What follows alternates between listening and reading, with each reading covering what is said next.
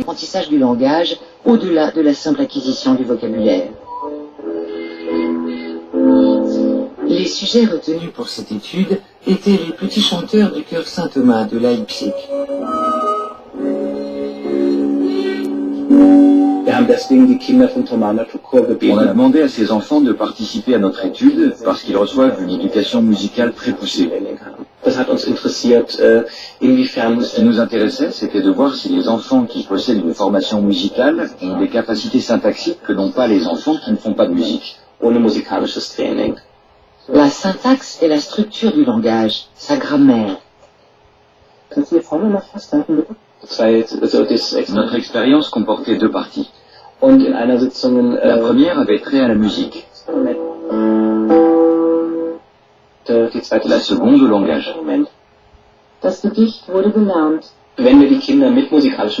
En comparant les tests des enfants musiciens et de ceux qui ne l'étaient pas, on a constaté que les premiers faisaient preuve d'une meilleure utilisation de la syntaxe musicale et grammaticale.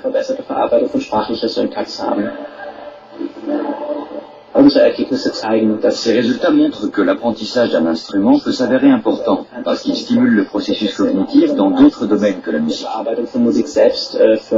C'est une des conclusions les plus importantes de nos travaux. Il s'agit là d'un type d'éducation très particulier qui permet d'acquérir une plus grande intelligence dans certains domaines. L'éducation musicale, entre autres, a des répercussions sur l'anatomie du cerveau. Et il y a quelques années encore, personne ne s'en doutait.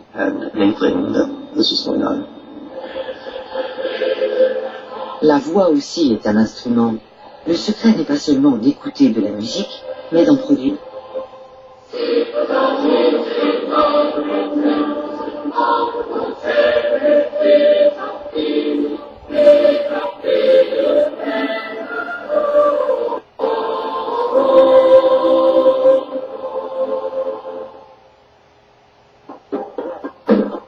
De nombreux musiciens sont convaincus qu'une éducation musicale précoce est déterminante. Suite à la réduction du budget pour l'enseignement de la musique en milieu scolaire, Daniel Bernard Roumain a décidé de démarrer un projet dans les écoles primaires de New York. Sans le violon, ma vie serait très différente. La musique a transformé ma vie. Elle l'a même sauvée.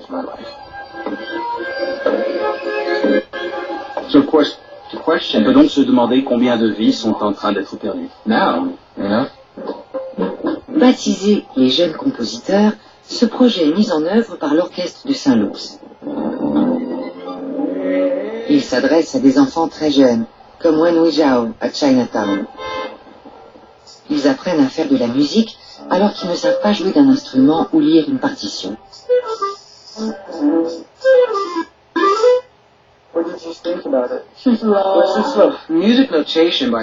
Par nature, la notation musicale est graphique. Ce sont des symboles, des lignes, des points et des cercles sur une feuille de papier. Alors je leur dis, on va choisir une histoire et la mettre en musique. Il y a tel et tel personnage. Par quel instrument va-t-on les représenter? Ils me répondent, une flûte. D'accord, et ce personnage-là? Une batterie. Grâce à cette initiative, certains enfants ont acquis une réelle aisance dans le langage musical. Leurs compositions sont interprétées par les membres de l'orchestre. J'ai grandi dans une famille où la musique était la forme d'expression la plus naturelle, parce que mes deux parents étaient professeurs de piano. Je voudrais que les enfants aient ce même contact naturel avec la musique, qu'ils puissent en faire et en écouter avec la même facilité. Daniel Barenboim a fondé des jardins d'enfants musicaux au Moyen-Orient et à Berlin.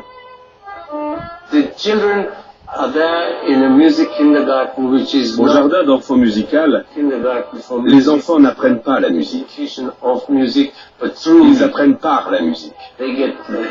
Ils découvrent les sons, toutes les histoires qu'on peut raconter, et par ce biais, ils assimilent tout ce qu'un petit apprend au jardin d'enfants. La discipline, le jeu, les rapports affectifs. Ils découvrent cela avec la musique.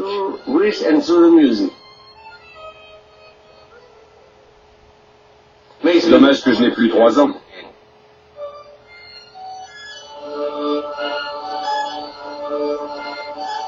On n'en a pas encore la preuve formelle, mais il semble que si on apprend de bonne heure à jouer d'un instrument, on saura lire plus tôt et plus vite, on sera meilleur en maths et dans diverses matières scolaires. On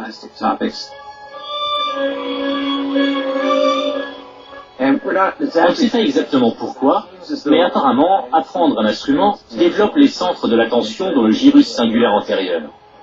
Personne ne prétend que la musique est seule responsable, mais elle semble y contribuer.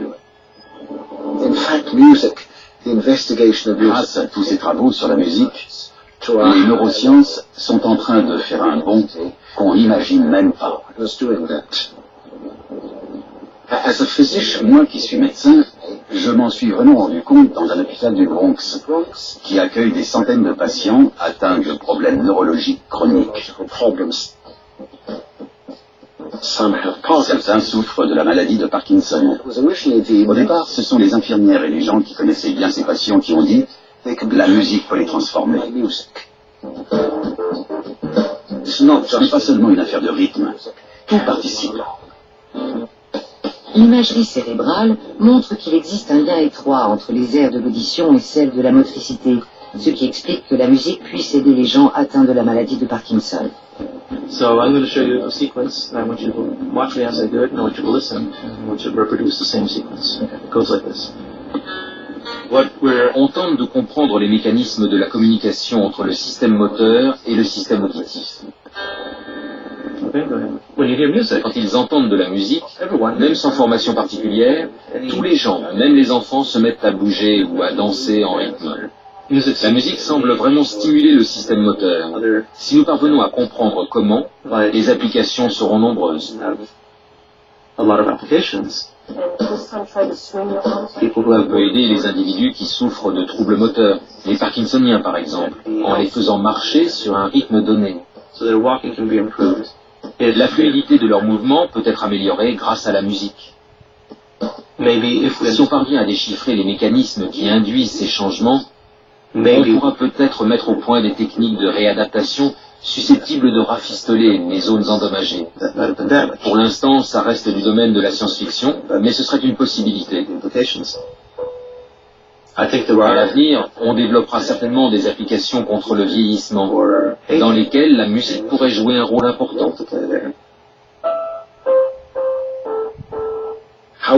Même dans les cas de démence profonde, même quand les malades ont perdu la parole, il est rare qu'ils aient perdu la mémoire de la musique ou la capacité d'y réagir, qui semble implanter bien plus profondément dans le cerveau. Par conséquent, même les personnes très atteintes reconnaîtront de vieilles chansons et seront heureuses de les entendre.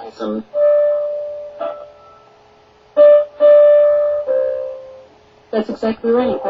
Once you get it in your head, it stays there. That's right. Une étude montre une amélioration de la mémoire à long et court terme chez les patients qui suivent une thérapie musicale.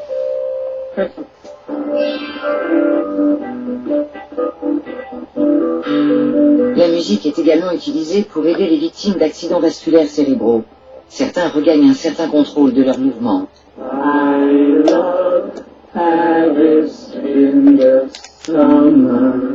D'autres réapprennent à parler. Cheryl a des difficultés à répéter les mots. Je lui ai donc fait passer des tests avant qu'elle n'entame sa thérapie musicale. Son taux de répétition était de 70. À la fin des séances de thérapie musicale, la répétition immédiate était montée à 90. Ce n'est pas encore parfait, mais c'est une nette amélioration.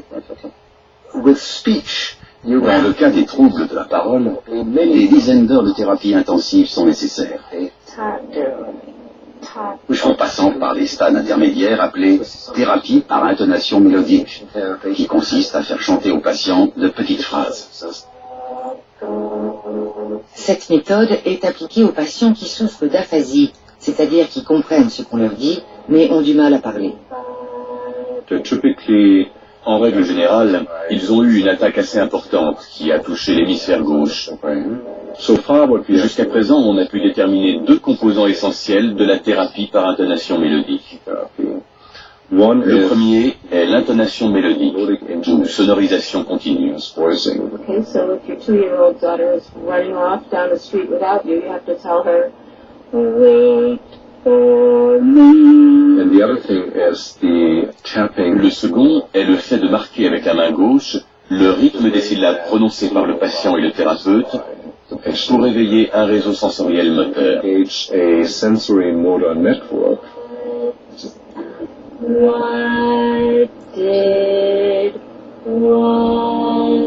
The melodic intonation. Apparemment, l'intonation mélodique stimule des zones de l'hémisphère droit, en particulier les lobes temporal et pariétal.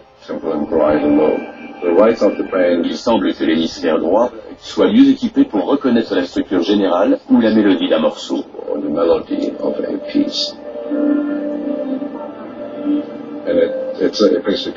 Ça m'émeut profondément de voir que des patients qui n'arrivaient plus à parler sont désormais capables d'énoncer des mots et des phrases simples pour exprimer leurs besoins fondamentaux. C'est très gratifiant.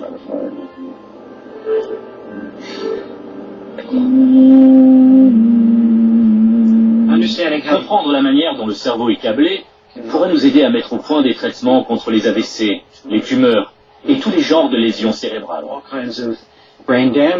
Dans la pratique, on espère pouvoir effectuer un jour de meilleures interventions médicales.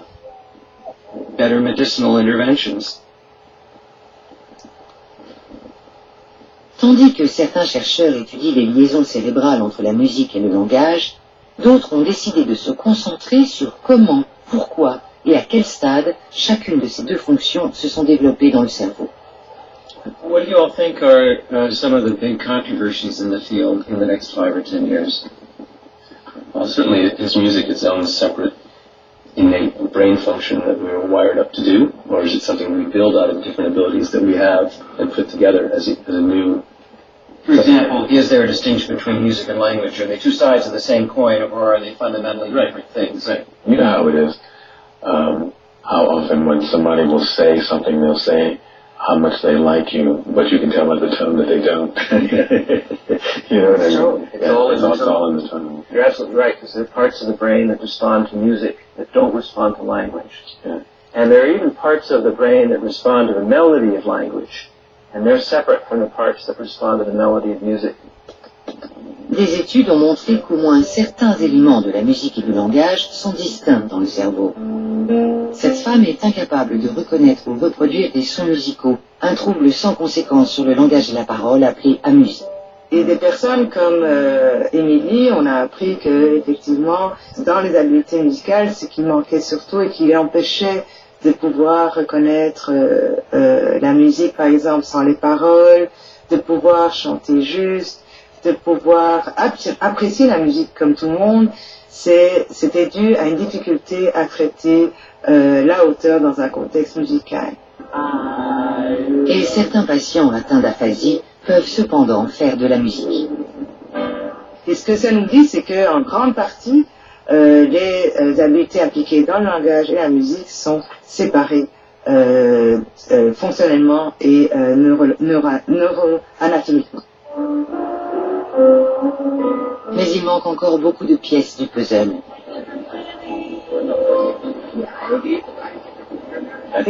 Il y a beaucoup plus de connexions cérébrales entre ces systèmes qu'on veut bien le croire. Et l'imagerie cérébrale montre que le langage et la musique se partagent d'autres zones.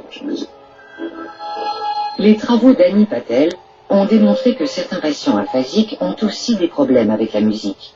Et il existe d'autres preuves d'un lien entre musique et langage. Par exemple, j'ai demandé à des gens, pour vous, ce morceau sonne-t-il plus anglais ou français?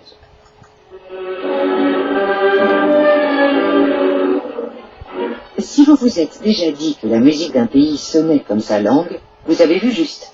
Ok, puis j'ai passé un autre morceau, celui-ci sonne-t-il plus anglais ou français?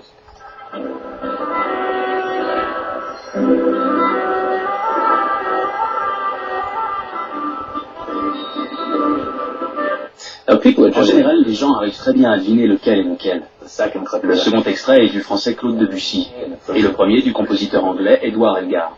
Celui de Debussy rend les sonorités du français parlé. Idem avec le morceau d'Elgar.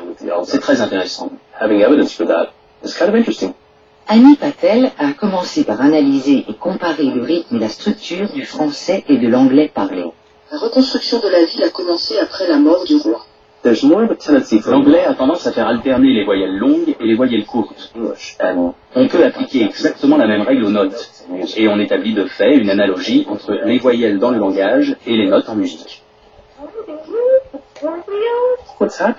L'explication est simple. Quand on apprend notre langue maternelle, on apprend aussi son rythme. Et ça ressort naturellement quand on compose de la musique. On mobilise certaines parties de l'air du langage pour analyser la musique. Et on les intègre dans les fabuleux réseaux cérébraux qui nous permettent de la comprendre.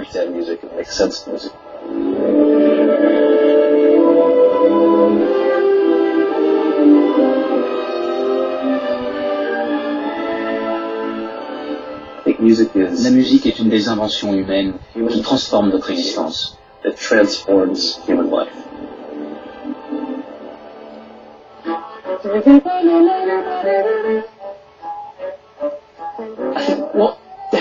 Ça ne fait aucun doute. Avant le langage, il y a la musicalité. La musicalité, la capacité d'apprécier le rythme, de varier les tons, de créer des mélodies. Tout ça est venu bien avant le langage. D'une façon plus générale, l'échange d'informations entre la musique et le cerveau montre que leur évolution est intimement liée. Remontons à des dizaines de milliers d'années. La musique a changé de façon subtile, puis le cerveau s'est adapté à son tour. De nouveau, la musique a évolué et le cerveau a suivi. Ce n'est pas un processus indépendant. Ils se sont développés ensemble au cours de dizaines de milliers d'années, chez l'homme et d'autres animaux. We'll never be able to go back in time and know the answer which came first, music or language, or the precise origins of music. But I think one of the things that we can do is use ideas about evolution to motivate experiments and empirical studies that we can do with living animals. And one of the interesting ideas is if we're so specially wired up for music in the way that people think we are for language, then you should be able to identify things that we do that other animals cannot learn to do. Un des problèmes qui me fascine depuis plusieurs années est celui de la synchronisation. Les hommes savent bouger en rythme de façon synchronisée. Donc, j'ai voulu voir si d'autres espèces étaient capables d'apprendre à bouger au rythme de la musique ou de produire elles-mêmes un rythme synchronisé. Tout récemment, on a découvert qu'il existait au moins une autre espèce qui semble réagir en cadence à la musique. Il s'agit d'un oiseau, un cacatoès, une espèce chez qui l'apprentissage vocal est assez évolué. L'étude du cerveau des oiseaux parleurs a démontré que la disposition à apprendre des airs musicaux est liée aux aptitudes motrices. Plus de 3 millions de personnes ont vu cette vidéo et cet oiseau est devenu une star. Parmi les nombreuses questions que ça soulevait, la première c'était « Est-ce que c'est vrai ?» Eh bien oui, j'ai vu l'oiseau en question. Il danse vraiment en rythme. Il ne se contente pas d'imiter son maître. Si son maître reste immobile, il continue de danser. D'où la deuxième question. Jusqu'à quel point s'adapte-t-il? Peut-il danser sur d'autres chansons? Oui. Peut-il régler son tempo sur le même morceau selon qu'on l'accélère ou qu'on le ralentit, de manière à créer une version qu'il n'a jamais entendue? La réponse est oui, dans une certaine mesure. Il y a une vraie synchronisation musicale, ce qui prouve qu'il n'est pas nécessaire d'avoir un cerveau humain pour faire ça.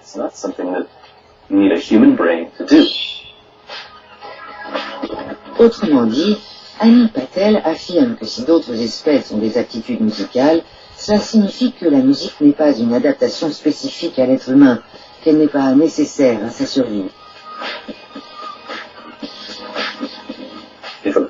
Si un oiseau est capable d'une action naturellement musicale, comme bouger en rythme, c'est que la musique n'est pas le résultat d'une sélection naturelle.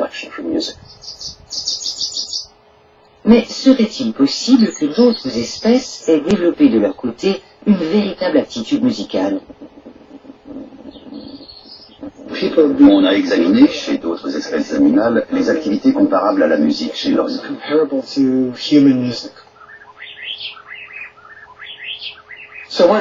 Il y a récemment eu une étude passionnante qui portait sur un oiseau chanteur, le troglodyte maculé. Elle était remarquable parce qu'elle a montré pour la première fois des chants synchronisés chez ces oiseaux. Jusqu'à présent, on n'avait jamais entendu de chants synchronisés chez d'autres espèces que l'homme.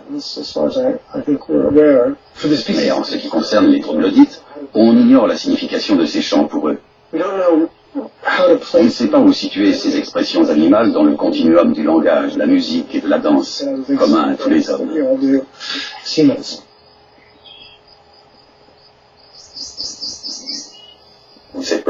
Puisqu'on dit que les oiseaux chantent, n'est-ce pas une forme de musique? Mais quand on étudie de plus près les vocalisations des animaux, on constate que beaucoup de choses n'ont rien à voir avec la musique. Les animaux vocalisent pour des raisons fonctionnelles très précises.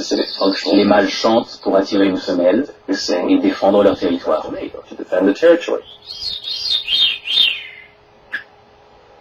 Des spécialistes analysent les vocalisations des oiseaux dans l'espoir de comprendre pourquoi et comment ils chantent. Hofer Tchernychovsky a enregistré des chants de diamants mandarins et y a discerné une certaine structure musicale. Je ne sais pas si les chants d'oiseaux et les chants humains appartiennent à la même catégorie, mais ils ont quelque chose en commun. Je suis un scientifique, je remarque la beauté. Voilà la courbe du chant d'un diamant mandarin. On note un motif de syllabes différentes. Vous avez entendu? Pas vraiment, on va le ralentir.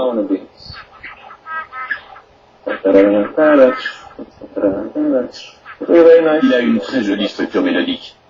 Voilà l'image spectrale de ce que vous venez d'entendre. Vous voyez le vibrato là? Et ici le glissando bien régulier. Ce sont deux harmoniques.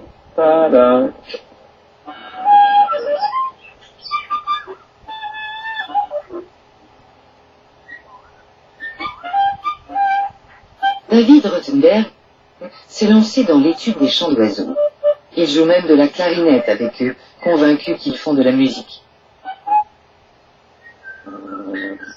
Les gens disent Rothenberg refuse de croire que les oiseaux mâles chantent pour attirer les femelles et défendre leur territoire. C'est faux. Mais ça, c'est la fonction de leur chant. Ce n'est pas ce qu'il est. C'est vraiment de la musique. Plus j'avance dans mes recherches, plus je me rends compte que chaque espèce possède un apprentissage et un usage du chant qui lui est propre.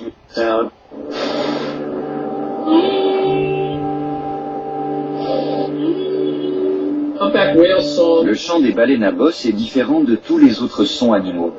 Il est particulièrement long et complexe. Il ne s'agit pas seulement de grognements et de sifflements. Ce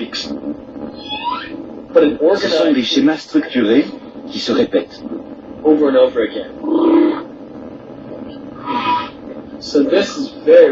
trouve remarquable que cet animal gigantesque ait développé cette aptitude à apprendre des chants aussi complexes. Et puis, voilà un exemple d'un chant de baleine accéléré mixé avec celui d'un oiseau jardinier. On dirait un chant d'oiseau. Dans la musique du monde animal, on retrouve une forme, une structure et un rythme commun. On sait qu'il existe des structures visuelles différentes dans la forme des coquillages, que les plantes ont évolué de manière ordonnée et symétrique. C'est la même chose dans le domaine sonore.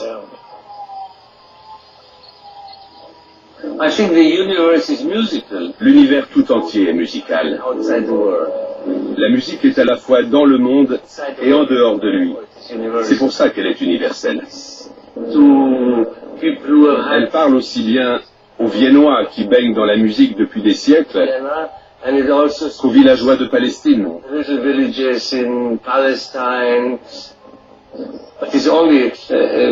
Quand quelqu'un joue, c'est un phénomène physique, mais qui prend une dimension humaine.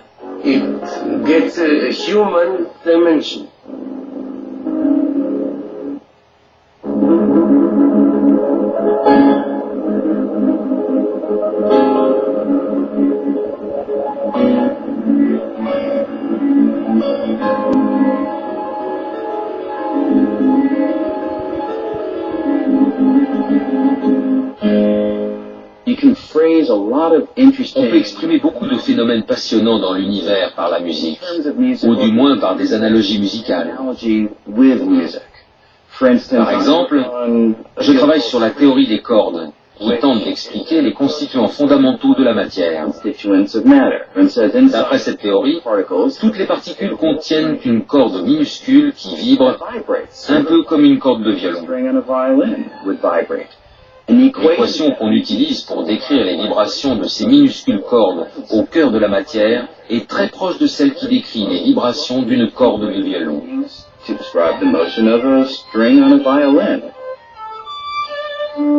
D'une certaine façon, si la théorie des cordes est correcte, la musique est au cœur de la matière.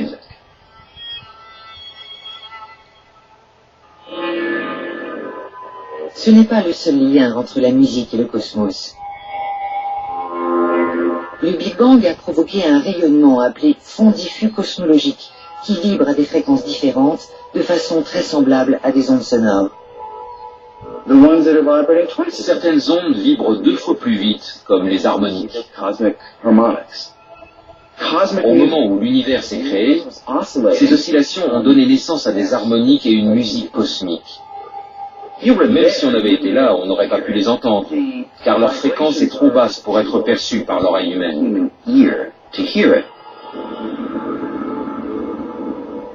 Mais il suffit de les transposer dans une fréquence plus haute pour qu'on entende les sons de l'univers et même ceux des trous noirs.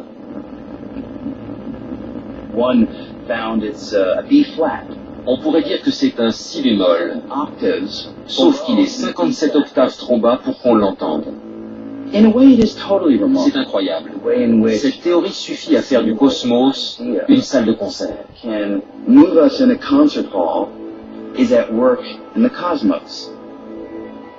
Tout procède du même phénomène, la vibration. Elle est tellement apparente dans l'univers qu'on distingue très bien le fil conducteur. Si la musique fait partie inhérente de l'univers, est-elle aussi en nous? A-t-elle toujours été en nous parce que nous avons fondamentalement besoin d'elle? Je suis venu à penser ça parce que le génome humain est un peu débordé.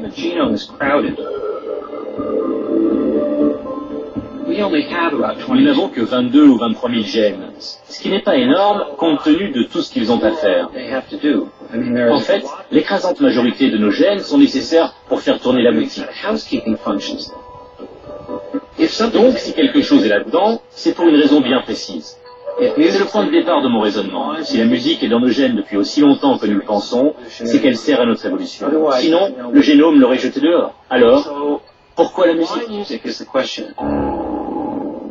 What was the compelling force that drove us to music, do you think? It's got to be group cohesion, and it's got to be building group cohesion as a way to align people's brain states.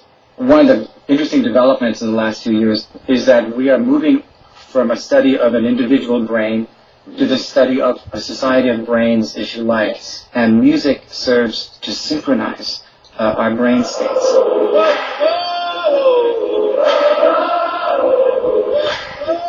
I've had musical moments where I've locked myself into some motif. It literally feels like I've gotten to a place where I'm no longer singing and I can't stop. Yeah. It's not you, it's coming through. Right, it's like it's coming through. It's that loss of me as a separate entity from others. The barriers sort of drop and you feel this sort of unity. And you get this sense of something larger than yourself happening. And then you look around and you see there's this whole crowd of people that are locked into it. You're getting all these chemicals shooting through your brain that are changing your mood and your state. You've got this neural firing that's completely synchronized, and you see everybody else is experiencing the same thing, and you begin to feel part of a larger whole. La musique nous relie à nous-mêmes et aux autres. Le plus merveilleux est que ça nous permet de fonder une communauté de gens qui ne se connaissent pas. À la fin d'un concert, je demande souvent au public de chanter un refrain ou un bout de chanson. Même quand c'est terminé, les gens quittent la salle en chantant. Donc la musique qui venait de moi au départ est passée en eux et elle nous a unis. Et on est devenu un tout.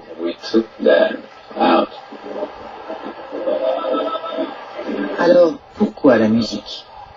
Parce qu'elle est inscrite au plus profond de notre être et qu'elle est au cœur de toute vie dans l'univers.